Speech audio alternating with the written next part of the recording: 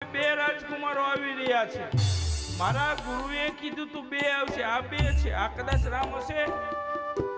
વળી ગુરુના વચન યાદ આવ્યા કે ગુરુએ કીધું તું જટાનો મુંગટ હશે, વલકલ ધારણ કરે. આને પણ જટાનો મુંગટ છે, આ બે પણ વલકલ ધારણ કરે. આ જ છે સબરી. આમ જોવે છે કે મારા ગુરુએ કીધું તા કે આજાન બાહુ છે, બેના હાથ જોવે સબરી. હા, આની ભુજાઓ વિશાળ છે.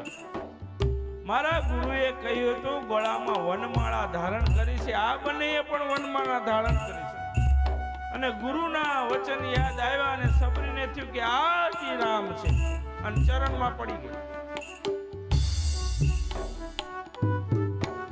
અને ચરણની અંદર બીજા બધાય તો ભગવાનના ચરણ જળ લાવીને ધોવે, પણ સબરી પાસે એવો સમય નતો.